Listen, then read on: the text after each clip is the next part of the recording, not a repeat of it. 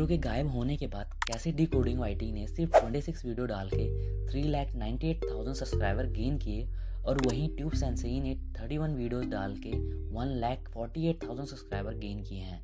जहाँ जाता लोग 500 वीडियो डालने के बाद सब्सक्राइबर तो छोड़ो व्यूज़ तक नहीं आ रहे, वहीं इनका चैनल रॉकेट की तरह ग्रो हो रहा है। तो फिर मैंने इन दोनों का चैनल स्टडी किया और मुझे 4 वो स्ट्रेटजी पता चली जो अभी तक तुमसे छुपाई गई हैं, जो ये अपनी 95% वीडियोस में यूज़ करते हैं, जिसकी वजह से इनका चैनल ग्रो हुआ है। इनमें से 4th नंबर स्ट्रेटजी बहुत इंपॉर्टेंट है और मेरी पर्सनल फेवरेट है, जिसकी वजह से इनका चैनल कभी ग्रो ही नहीं होता। Number 1, niche selection. अब how to grow on a YouTube, इस नीश में एल्ग्रो एक बड़ी ऑडियंस को टारगेट कर रहा था एंड अब जब एल्ग्रो गायब हुआ तो उनकी ऑडियंस उसका वेट कर रही थी कि एल्ग्रो हमेशा की तरह कुछ नया लेके आएगा, लेकिन हुआ कुछ और। एल्ग्रो ने अपनी लास्ट वीडियो में अपना कोर्स लॉन्च किया एंड एल्ग्रो भाई एकदम से गायब हो गए। उनकी ऑडियंस का दिल तो गया, सब कुछ टूट गया। ओए एल्ग्रो गया कहाँ? थाईलैंड गया है छुट्टियां मनाने।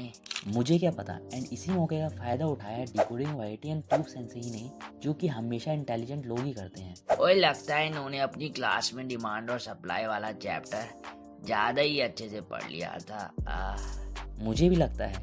लाइक टिकटॉक जब बैन हुआ तो इंस्टा एंड यूट्यूब ने अपने प्लेटफॉर्म पर रील, शॉर्ट, कुछ भी कह लो, लॉन्च कर दिया। ग्रोथ तो आपको पता ही है, डेली स्वाइप जो करते रहते हो। क्योंकि इन लोगों का ये फर्स्ट चैनल नहीं है, इन्होंने पहले भी यूट्यूब चैनल बनाए हैं एंड काफ़ी सालों से यूट्यूब पे हैं। इसी डिमांड कमी को पूरा इन्होंने अपनी पास्ट नॉलेज से राइट टाइम पर किया। सो अब आप भी सोच रहे होंगे कि मैं भी इसी टॉपिक से स्टार्ट करूंगा तो आपका चैनल ग्रो होना हो डेट जरूर होगा। इसी चीज़ को समझने के लिए हमें स्ट्रेटजी नंबर 2 को समझना पड़ेगा। ओए क्या है स्ट्रेटजी नंबर 2? जल्दी बता। Quality content. इन दोनों चैनल की पहली वीडियो कुछ नहीं कर पाती अगर इनके कंटेंट में वजन ही नहीं होता। तो क्वालिटी कंटेंट क्या है? तो क्वालिटी कंटेंट डिलीवर करने के लिए 2 सबसे इंपॉर्टेंट रूल हैं। रिसर्च को ब्रेक डाउन करूँ तो री का मतलब होता है दोबारा एंड सर्च का मतलब होता है ढूंढना। तो तुम्हें उसी चीज़ को दोबारा से ढूंढ रहे हो जो पहले से ही एग्जिस्ट करती है। तो डाटा तुम्हें कहीं भी हर टॉपिक पे अवेलेबल मिलेगा। अब तुम्हें इम्पोर्टेंट से इम्पोर्टेंट चीज़ को कवर करनी पड़ेगी ताकि तुम उसको बाकियों से बेटर बना सको। उसके लिए रूल नंबर 2 समझना पड़ेगा, स्क्रिप्ट। अब स्क्रिप्ट को सिंपल वे में ब्रेक डाउन करूँ तो मूवी बनाने से पहले सभी कैरेक्टर को स्क्रिप्ट दी जाती है, डायलॉग्स दिए जाते हैं ताकि वो मूवी थिएटर में भौकाल मचा दे। तो आपको स्क्रिप्ट ऐसी बनानी है जिससे लोग बोर ना हो, इंटरेस्टिंग हो, फालतू की चीज़ें ऐड नहीं करनी, उसमें वैल्यूएबल कंटेंट ऐड करना है क्योंकि रील्स के आने वाले लोगों का अटेंशन स्पैन बहुत कम हो गया है एंड देन उसको अच्छे से डिलीवर करना है। और डिलीवर कैसे करें, इसी को समझने के लिए स्ट्रेटजी नंबर 3 पे आते हैं, एडिटिंग। अब एडिटिंग की बात करें तो इन दोनों चैनल में आपको यूनिक एडिटिंग स्टाइल देखने को मिलेगी एंड लोग पागल हैं इस टाइप की एडिटिंग देखकर। इन्होंने अपने कंटेंट को और ज़्यादा एनहेंस अपनी editing style, motion, background, sound effect और एलिमेंट यूज़ करके किया। तो फिर सारा कमाल सिर्फ एडिटिंग का है क्या?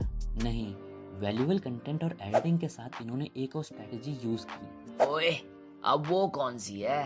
Strategy number 4, thumbnail. अब आप YouTube इतना यूज़ करते हो तो आपको ये तो पता होगा कि थंबनेल कितना इंपॉर्टेंट है। जिसका थंबनेल हमें ज़्यादा आई कैचिंग लगता है तभी हम उस पर क्लिक करते हैं एंड YouTube पे वायरल होने का थंबनेल भी बहुत बड़ा रीज़न है। जितना आपका CTR ज़्यादा होगा, यानी कि वीडियो पर क्लिक जितना ज़्यादा होगा, आपके वायरल होने के चांस भी उतने ज़्यादा होंगे। नॉर्मल वीडियोस का CTR 2 से 7% तक होता है, but Decoding YT and Tube Sensei का CTR अबव 11% तक रहता है। उनके सक्सेस के पीछे का राज उनका आई कैचिंग थंबनेल है।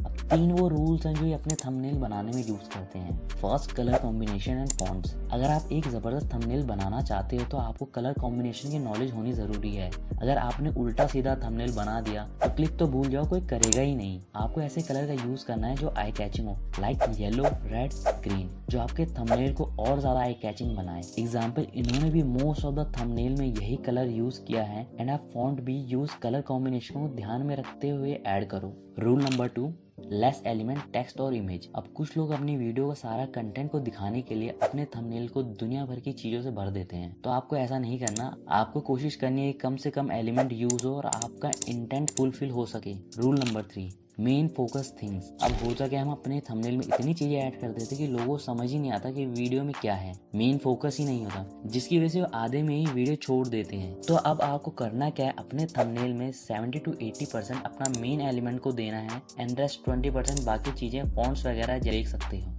तो अब आप भी इन 4 स्ट्रेटेजी को समझ गए होंगे जो आप अपने चैनल पे यूज कर सकते हो। सो गाइज, मिलते हैं नेक्स्ट वीडियो में, तब तक के लिए बाय। ओए, कहाँ जा रहे हो बिना लाइक और सब्सक्राइब करे? जल्दी से कर दो, वरना माता रानी का पाप लगेगा। कर दो यार, कर दो ना, कर दो ना प्लीज।